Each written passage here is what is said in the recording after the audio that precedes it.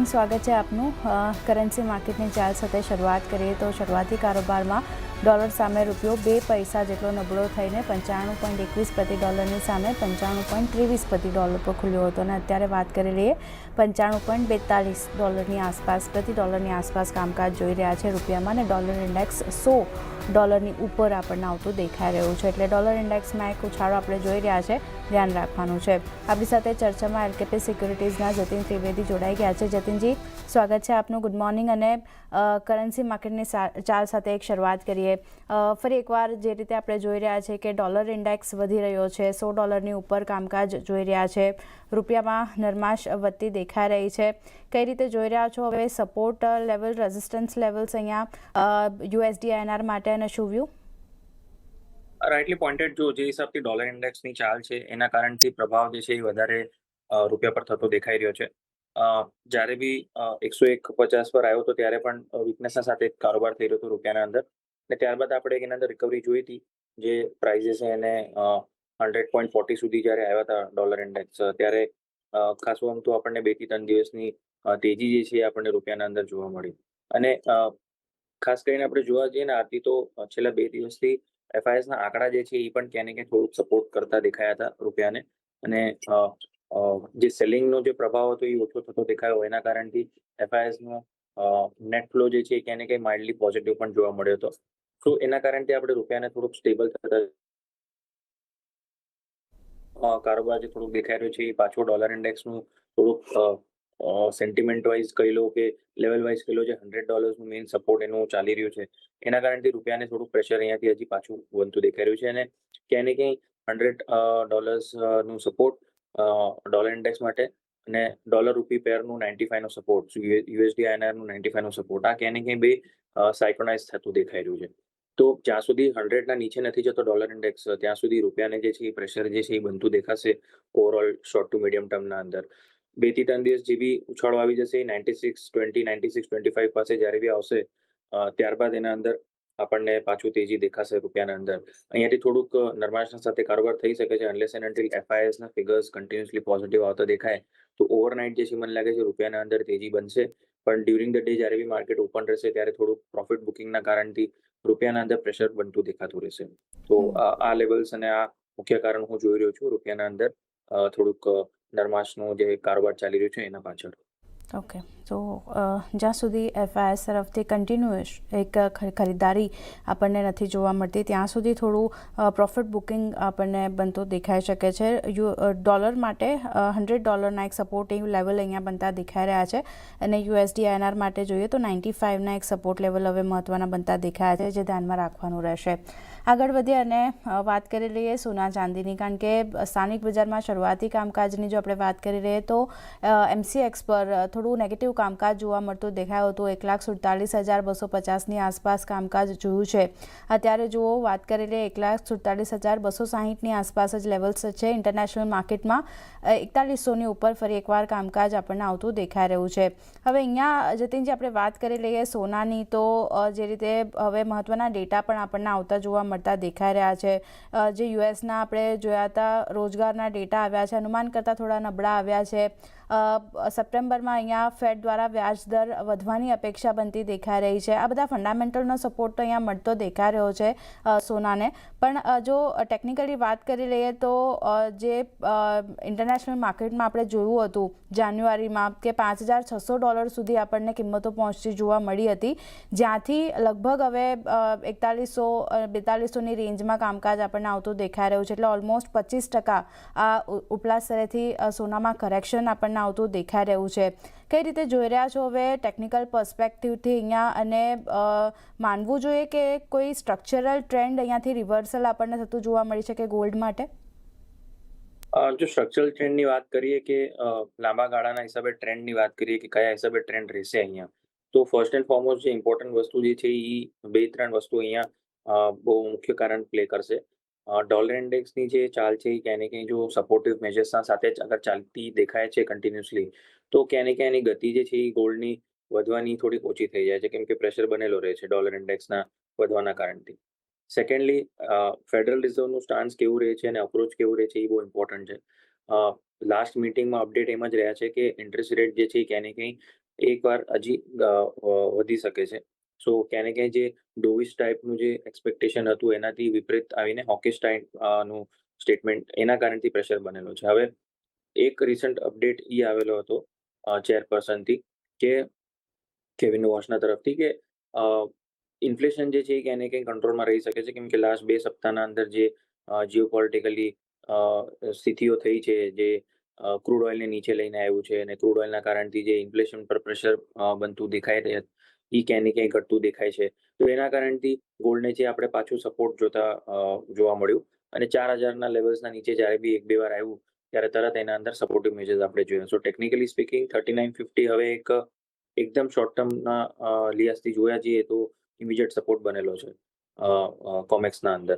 Higher side પર પણ એક પ્રોબ્લેમ એ છે કે 4200ના ઉપર જે છે એ સસ્ટેન નથી થઈ રહ્યું. 4200ના ઉપર જ્યારે બી ટ્રાય કરે છે ક્રોસ કરવાનો, ત્યારબાદ એના અંદર પ્રેશર પણ આવી જાય છે. સો હમણાં એ દેખાય છે આરતી કે ક્યાંય ને ક્યાંય રેન્જ બાઉન્ડ માર્કેટ રહી શકે છે, જે 4000-4050ના પાસે સપોર્ટ અને 4175 થી લઈને 4225 આ ક્યાંય ને ક્યાંય એક પ્રોફિટ બુકિંગ અને નફા વસાલી જે છે ત્યાંથી દેખાઈ રહી છે. સો આ 200 પોઈન્ટની જે રેન્જ જે છે ગોલ્ડની આના અંદર જ આંકીને ચાલવું જોઈએ ગોલ્ડના માર્કેટને. સાથે સાથે જ આપણે ઘરેલું બજારના લેવલ્સની હું વાત કરી લઉં તો મોરલેસ 1,48,000 1,49,000 આ મેજર રેઝિસ્ટન્સ અહીંયા રહેશે. આના ઉપર ક્લોઝિંગ આવવું બહુ ઇમ્પોર્ટન્ટ છે અગર જો નવું લેવલ અહીંયાથી ચાલુ હોય તો ગોલ્ડને ઓગસ્ટ વાયદો જે છે લોઅર એન્ડ પર ક્યાંય ને ક્યાંય સપોર્ટ જે છે એ થોડોક દૂર રહેશે, અરાઉન્ડ 1,44,000 થી લઈને 1,42,500ના પાસે રહેશે. તો બાઇંગ માટે હમણાં લેવલ્સ જે છે એ બની નથી રહ્યા, કેમ કે લોઅર લેવલ્સ પર જ્યારે આવે ત્યારે એક કોન્ફિડન્સ લેવલ વધી જશે, કેમ કે રિસ્ક રિવોર્ડ ત્યાં ફેવરેબલ બને છે. અને હાયર લેવલ્સ પર અહીંયા શોર્ટ સેલિંગની પણ એડવાઇસ નથી, કેમ કે આમ જોવા જાવ તો ટ્રેન્ડ હજી પણ આમ પોઝિટિવ છે જ્યાં સુધી 4150ના લેવલ્સ હોલ્ડ કરી રહ્યું છે ઇમિડિયેટ બેસિસ પર. સો ડે ટ્રેડર્સ માટે અહીંયા ઓપોર્ચ્યુનિટી હમણાં મને નથી દેખાઈ રહી, પણ શોર્ટ ટર્મ ટ્રેડર્સના હિસાબે અગર ઓપોર્ચ્યુનિટી જોવા જાવ તો થોડુંક અહીંયા વેટ કરીને ચાલો. 1.45ના પાસે જો ડીપ મળી જાય છે ક્યારે બી તમને આ હપ્તાના દોરાન, તો 1.45ના પાસે તમે તમારું બાઇંગ પોઝિશન બનાવીને ચાલી શકો છો શોર્ટ ટર્મના હિસાબે. સ્ટોપલોસ જે રહેશે ક્યાંય ને ક્યાંય 143,500ના નીચેનો રહેશે અને હાયર સાઇડ પર 1,48,000 1,49,000ના ટાર્ગેટ્સના હિસાબે તમે અહીંયાથી બાય કરીને ચાલી શકો છો. બટ એક ડિસાઇસિવ થોડુંક ડીપ આવો તો 1-2% એના પછી એના અંદર પોઝિશન બનાવી શકો છો. તો આ ઓવરઓલ વ્યૂ ગોલ્ડ માટે અહીંયા બનતો દેખાઈ રહ્યો છે. ઇન્ટરનેશનલ માર્કેટમાં ફેડ તરફથી જે સ્ટેન્ડ્સ છે એના પર ક્લિયરિટી આપણને આવતી જોવા મળતી દેખાઈ શકે છે, એટલે એને ધ્યાનમાં રાખવાનું છે. પણ સપોર્ટ લેવલ 3,950નો આપણને બનતો દેખાઈ રહ્યો છે. એક રેન્જ બાઉન્ડ કામકાજ બનતો દેખાઈ શકે છે. સ્થાનિક બજારની વાત કરી લઈએ તો ઘટાડે શોર્ટ ટર્મ માટે તમે ખરીદારી કરીને ચાલી શકો છો. 1,45,000ની આસપાસ આવે છે તો ખરીદારી કરો. સ્ટોપ લોસ 1,43,500નો, ટાર્ગેટ 1,49,000 સુધીના આપણને બનતા દેખાઈ શકે છે સોના માટે. તો વ્યૂ અહીંયા બની રહ્યો છે, પણ ઘટાડે ખરીદારી કરીને ચાલી શકો છો. સિલ્વર માટે પણ વાત કરી લઈએ, ચાંદી માટે પણ જતીનજી, કારણ કે અહીંયા પણ આપણે જોયું છે ઇન્ટરનેશનલ માર્કેટ સ્થાનિક બજાર બંનેમાં એક વેચવાલી આપણને આવતી દેખાઈ રહી છે. અને જે રીતે આપણે કામકાજ જોઈ રહ્યા છે ઇન્ટરનેશનલ માર્કેટની વાત કરી લઈએ તો ઓલમોસ્ટ અહીંયા 5%થી વધુની વેચવાલી, 0.5%થી વધુનું દબાણ $61 પાસે, અને સ્થાનિક બજારમાં પણ જુઓ વેચવાલી આપણને આવતી દેખાઈ રહી છે. હવે અહીંયા આપણે જોયું છે કે ગોલ્ડ જ્યારે ચાલતું હોય ત્યારે સિલ્વર પણ ચાલતું હોય છે, પણ આજે અહીંયા દબાણ જોઈ રહ્યા છે. સ્થાનિક બજાર, ઇન્ટરનેશનલ માર્કેટ બંનેમાં એક વેચવાલી આપણને આવતી દેખાઈ રહી છે. ચાંદી માટે શું ધ્યાન રાખી રહ્યા છો? કારણ કે આજે બેઝ મેટલ્સ તરફથી પણ થોડા પોઝિટિવ સંકેતો છે, એનો પણ સપોર્ટ નથી મળી રહ્યો. શું વ્યૂ? સિલ્વરનું માર્કેટ જે છે એ મોરલેસ ગોલ્ડને બેઝ મેટલના માર્કેટને ફોલો જરૂર કરે છે, બટ ઓફ લેટલી છેલ્લા 1-2 વર્ષથી છે ને એંગલ ચેન્જ છે કે સિલ્વર જે છે ક્યાંય ને ક્યાંય પોતાના ઇન્ડિવિજ્યુઅલ એક રેલી પર પણ કેપેબિલિટી દેખાડી રહ્યું છે. સો ઇન્ડિવિજ્યુઅલી અગર હું વાત કરું સિલ્વરની, તો અહીંયાથી રેલી જે છે એ ક્યાંય ને ક્યાંય પ્રોફિટ બુકિંગની એટલે દેખાઈ રહી છે, કેમ કે એક રિસન્ટ આપણે એક સ્પર્ટ જોયો છે પ્રાઇઝિસની અંદર, એક આઉટ પરફોર્મન્સ પણ જોયો છે ગોલ્ડના કમ્પેરિઝનમાં, જ્યાં ગોલ્ડે 4,000થી લઈને 4,150 170 સુધીની રેલી દેખાડી. એના સામે સિલ્વરે ક્યાંય ને ક્યાંય $56થી લઈને $63 સુધીની એક રેલી દેખાડી છે. સો ક્યાંય ને ક્યાંય આઉટ પરફોર્મન્સ તો અહીંયા હતું જ. જ્યારે બી રિકવરી આવી છે તો સિલ્વરના અંદર વધારે જ આવી છે. સિલ્વરે ઓલમોસ્ટ 11-12%ની રેલી દેખાડી હમણાં શોર્ટ ટર્મના અંદર, જ્યાં જૂન એન્ડથી 24-25 જૂનથી લઈને હાલ ફિલહાલ 3 જુલાઈ સુધીની રેલી જોઈ લો તો ઓલમોસ્ટ 11-12%ની રેલી હતી. અને એના સામે જ ગોલ્ડની આપણે વાત કરી લઈએ તો મોરલેસ 4 થી 5% રેલી થઈ છે. સો આઉટ પરફોર્મન્સ અહીંયા છે જ આરતી, પણ એવું છે કે જ્યારે બી પોઝિટિવ સાઈડને રેલી દેખાશે ત્યારે સિલ્વર આઉટ પરફોર્મન્સ દેખાડશે, પણ જ્યારે પ્રોફિટ બુકિંગનું આવશે ત્યારે સિલ્વર ડેફિનેટલી ત્યાં પણ અંડર પરફોર્મ કરશે અને વધારે ફોલ જે છે એ સિલ્વરના અંદર દેખાશે. સો ગોલ્ડના કમ્પેરિઝનમાં ફોલ પણ વધારે રહેશે અને રાઇઝ પણ વધારે રહેશે સિલ્વરના અંદર. સો આ વસ્તુને એક્સેપ્ટેશન રાખવું જરૂરી છે અને માર્કેટનું રિએક્શન પણ એવી રીતે જ રહેશે. તો લેવલ વાઇઝ અગર હું જોઈ લઉં આરતી, તો $65 બહુ ઇમ્પોર્ટન્ટ રેઝિસ્ટન્સ છે હવે શોર્ટ ટર્મના અંદર. જ્યાં સુધી $65 ઉપર નથી ટ્રેડ કરતું ત્યાં સુધી બહુ મોટું આના અંદર તેજી નથી દેખાતી, જ્યાં 70-75 સુધીના લેવલ્સ તમને દેખાઈ જાય. સો લોઅર એન્ડ પર 60 અને 58 આ એક ઇમ્પોર્ટન્ટ સપોર્ટ ઝોન રહેશે. તો જ્યાં સુધી 58ના નીચે નથી ત્યાં સુધી મોટા ભાગે અહીંયાથી મેજર સેલિંગ પણ નથી દેખાઈ રહી. તો ટ્રેડર્સ માટે એ જ એડવાઇસ છે જેવી રીતે મેં ગોલ્ડના માટે આપી હતી કે થોડુંક અહીંયાથી એક ફોલ આવવા દો. $60 નજીક જેટલું આવશે એટલું સેફ્ટી નેટ રહેશે, કેમ કે મારો સ્ટોપ લોસ જે છે ક્યાંય ને ક્યાંય 58ના નીચેનો બનેલો છે અને હાયર સાઇડ પર 63-64 સુધીના ટાર્ગેટના હિસાબે અહીંયા આપણે ધ્યાન રાખીને ચાલવાનું છે કોમેક્સના હિસાબે. ઘરેલું બજારમાં આપણે એનું વર્ણન જોઈ લઈએ તો ક્યાંય ને ક્યાંય 2,32,000ના આજુબાજુ એના લેવલ્સ બની રહ્યા છે મોટા સિલ્વરના લેવલ્સના હિસાબે. મેગા સિલ્વરનું કોન્ટ્રાક્ટ જે છે એ સપ્ટેમ્બર વાળું, તો તેના હિસાબે હાયર સાઇડ પર ટાર્ગેટ્સ જે તમારા બનશે એ 2,33,000ના આજુબાજુ બાઇંગ, 2,29,000નું સ્ટોપ લોસ અને 2,37,000થી લઈને 2,39,000 સુધીના ટાર્ગેટ રહેશે. સો લેવલ વાઇઝ ધ્યાન રાખો. બાય ઓન ડીપ છે પણ ડીપ થોડું વધારે આવે તો $60ના પાસે અને ક્યાંય ને ક્યાંય 2,33,000 2,32,000ના આજુબાજુ આપણા ઘરેલું બજારમાં ડીપ આવવા દો, ત્યારબાદ એના અંદર બાઇંગનું રુઝાન રાખી શકો છો. તો ચાંદીમાં પણ ઘટાડે ખરીદારીનો વ્યૂ અહીંયા બનતો દેખાયો છે. ઇન્ટરનેશનલ માર્કેટમાં 58ની નીચેનો સ્ટોપ લોસ ધ્યાનમાં રાખવાનો છે. 63+ સુધીના લેવલ્સ ટાર્ગેટ તરીકે કોમેક્સ સિલ્વર બતાવી શકે છે. અને MCX સિલ્વરની વાત કરી લઈએ તો 2,33,000ની આસપાસ મળે છે, એટલે ઘટાડો આવે છે. ખરીદારી કરો. સ્ટોપ લોસ 2,29,000નો ધ્યાનમાં રાખવાનો છે અને 2,39,000 સુધીના લેવલ્સ ટાર્ગેટ તરીકે અહીંયા બનતા દેખાઈ શકે છે, એટલે ધ્યાન રાખવાનું છે સિલ્વર માટે. અહીંયા પણ ઘટાડે ખરીદારીનો વ્યૂ બની રહ્યો છે. પણ એ સાથે જ જતીનજી જુઓ, ગોલ્ડ સિલ્વર રેશિયોની પણ એક આપણે વાત કરી લઈએ, કારણ કે આપણે જોઈ રહ્યા છે અત્યારે અરાઉન્ડ 64:1 હિસ્ટોરિકલી લેવલ્સ આપણને અહીંયા બનતા દેખાઈ રહ્યા છે. આ લેવલ્સને તમે કઈ રીતે જોઈ રહ્યા છો અને તમને લાગી રહ્યું છે કે અત્યારે જે મેક્રો એન્વાયરમેન્ટ બનતું દેખાઈ રહ્યું છે એ અહીંયાથી અફેક્ટ આગળ થતું જોવા મળી શકે? ગોલ્ડ સિલ્વર રેશિયોને કઈ રીતે જોવું જોઈએ? જો ગોલ્ડ સિલ્વર રેશિયો હમણાં એ દર્શાવે છે કે ક્યાંય ને ક્યાંય રેલી જે છે એ થોડી ગોલ્ડના અંદર ફેવરેબલ દેખાઈ રહી છે, કેમ કે જે સ્ટ્રોંગેસ્ટ ઓફ ગોલ્ડના અંદર સિલ્વરના અંદર જે રેલી આવી હતી, જેને ગોલ્ડ સિલ્વર રેશિયોને 43-42 સુધી લઈને ગયું હતું જાન્યુઆરીના એન્ડ સુધી, ત્યારબાદ એના અંદર સિલ્વરના અંદર મેજર પ્રોફિટ બુકિંગ આવ્યું અને ગોલ્ડ સિલ્વર રેશિયોએ એ જ દેખાડ્યું કે ગોલ્ડ જે છે ક્યાંય ને ક્યાંય ઓછું પડશે, સિલ્વર વધારે પડશે. કેમ કે આનો બે એસ્પેક્ટ હોય છે કે અગર ગોલ્ડ સિલ્વર રેશિયો વધી રહ્યો છે તો ક્યાંય કાં તો ગોલ્ડ વધારે વધશે અને સિલ્વર ઓછું વધશે, કાં તો ગોલ્ડ ઓછું ઘટશે અને સિલ્વર વધારે ઘટશે.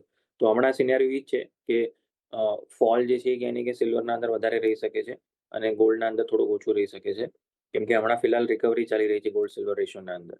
તો ગોલ્ડ સિલ્વર રેશિયોમાં હિસાબે અગર જોવા જાવ તો $64-63 63-64નું લેવલ જે છે ક્યાંય ને ક્યાંય ઇમ્પોર્ટન્ટ છે, જે હમણાં 67 પાસે ચાલી રહ્યું છે.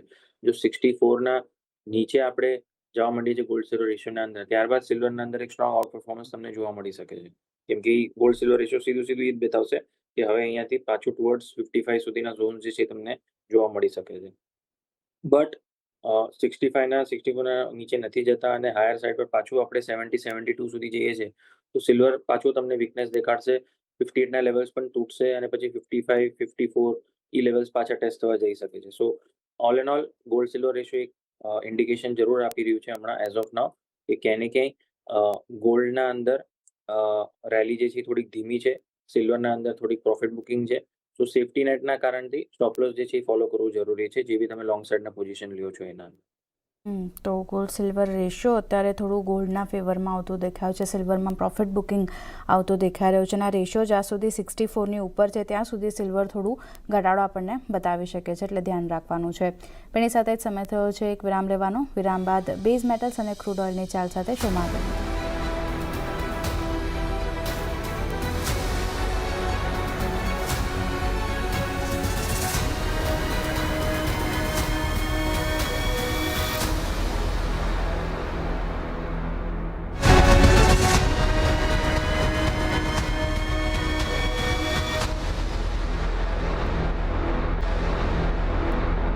વિરામ બાદ ફરી સ્વાગત છે આપનું કોમોડિટી લાઈવમાં અને આગળ વધીએ બેઝ મેટલ્સની ચાલ પર ચર્ચા કરી લઈએ.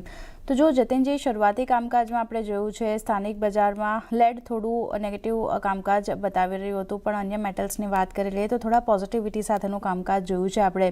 ઇન્ટરનેશનલ માર્કેટની વાત કરી લઈએ તો એક એલ્યુમિનિયમમાં નીચલા સ્તરેથી સારી રિકવરી આવતી દેખાઈ રહી છે. કોપરમાં એક સારી રિકવરી આપણને આવતી જોવા મળતી દેખાઈ રહી છે. જે રીતે અહીંયા જૂન મહિનામાં ચાઇનાના ફેક્ટરી એક્ટિવિટીના ડેટા આપણને સારા આવતા જોવા મળતા દેખાયા છે. ડોલર ઇન્ડેક્સ વધ્યો છે, પણ જે 14 મહિનાના ઉપલા સ્તર જોયા હતા ત્યાંથી થોડો એક ઘટાડો આપણને બનતો દેખાયો છે. એનો એક સપોર્ટ મળી રહ્યો છે મેટલ્સને. કઈ રીતે જોઈ રહ્યા છો? કારણ કે એક ખાસી રેલી આપણે કોપરમાં પણ જોઈ છે. જુઓ જે રીતે ઇન્ટરનેશનલ માર્કેટમાં $14,000નો એક બેન્ચમાર્ક આપણને જોવા મળતું દેખાયું હતું. એલ્યુમિનિયમમાં મલ્ટી યર હાઈના લેવલ્સ આપણે જોયા છે. મેટલ્સ માટે ઓવરઓલ શું વ્યૂ બની રહ્યો છે? અત્યારના ફંડામેન્ટલ્સ કેવા લાગી રહ્યા છે અહીંયા? જો આરતી, જે હિસાબથી મેટલ્સનું રેલી જે છે ને એ ડેફિનેટલી લોંગર હોરાઇઝનથી જોવા જશું તો એક સારા ઊંધો સ્કોપ જરૂર બનેલો છે અહીંયા બધા જ મેટલ્સના અંદર, ખાસ કરીને કોપર અને ઝિંકના અંદર. એલ્યુમિનિયમની એક મોટી રેલી જે છે આપણે ઓલરેડી જોઈ ચૂક્યા છે અને ત્યારબાદ પ્રોફિટ બુકિંગ પણ જોઈ લીધું છે. સો હાયર સાઇડ પર થોડુંક લિમિટ રહેશે અને કેપ રહેશે હાયર સાઇડના ગેઇન્સ જે છે. બટ સેટઅપ જોવા જાઓ તો એક આખા પેકના હિસાબે જોવા જઈએ તો સેટઅપ સારો છે. જેટલું ચાઇનીઝ માર્કેટનું ડેવલપમેન્ટ બોલી લો કે ગ્લોબલ માર્કેટનું ડેવલપમેન્ટ બોલી લો, એઆઈનું યુઝેજ બોલી લો, ઇવીઝનું એક સ્ટ્રોંગ ફ્લરિશ જોવા મળી શકે છે આગળ ચાલતા, કેમ કે જે હિસાબથી સ્ટ્રેટ ઓફ હોર્મુઝના પછી બધાને જે ડિફિકલ્ટીઝ થઈ છે કાચા તેલને લઈને, તો એના પાછળ ઇવીઝનું રુઝાન જે છે એ ક્યાંને ક્યાં આગળ વધતું દેખાશે. જે બી કન્ટ્રીઝ અફેક્ટેડ થઈ હતી આ કાચા તેલના સપ્લાય ડિસ્ટ્રપ્શનના કારણથી, તો એ લોકોનો પણ એક થોડુંક પેસ જે છે એ વધતું દેખાશે ઈવી મોડલ્સના પાછળ. સો સોલાર નું યુસેજ વધવાનું, તો આ બધી વસ્તુઓથી બેઝ મેટલ માર્કેટનું યાની કે રેલી જે છે એ હજી પણ કન્ટિન્યુડ રહેવી જોઈએ. શોર્ટ ટર્મના અંદર થોડીક રેલી જે છે એ તમને ક્યાંય ને ક્યાંય લિમિટેડ દેખાશે. બહુ સ્ટ્રોંગેસ્ટ ઓફ રેલી કદાચ હમણાં તરત ન જોવા મળે, બટ એક સ્ટેબલ મેનરમાં એક હાયર સાઇડના ગેઇન્સ જરૂર જોવા મળી રહ્યા છે.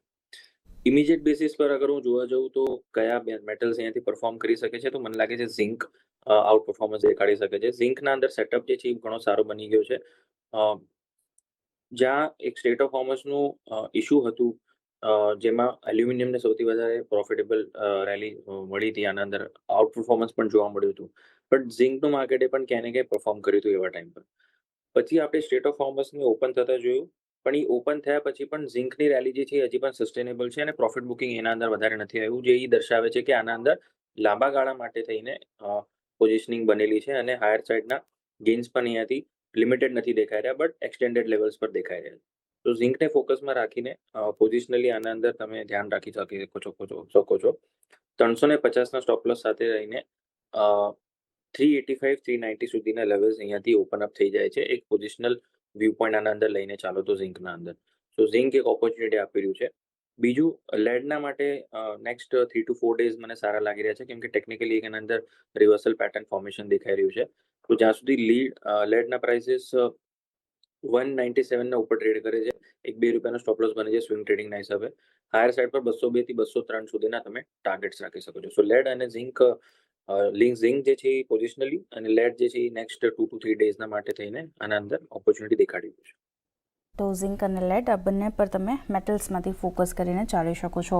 ક્વિકલી ક્રૂડ ઓઇલની પણ વાત કરી લઈએ, કારણ કે અહીંયા પણ આજે જોઈ રહ્યા છે દબાણ સાથેનું કામકાજ થતું દેખાઈ રહ્યું છે. જે રીતે ઓપેક પ્લસે અહીંયા ઉત્પાદન વધારવાનો નિર્ણય લીધો છે અને ઓગસ્ટથી તેઓ ઉત્પાદન અહીંયાથી વધારશે, એટલે સપ્લાય નોર્મલ થવાની અપેક્ષા બનતી દેખાય છે. સ્ટ્રેટ ઓફ હોર્મુઝ તો આપણે જોઈએ જ છે કે ત્યાંથી સામાન્ય આવક જવક થતી દેખાઈ રહી છે.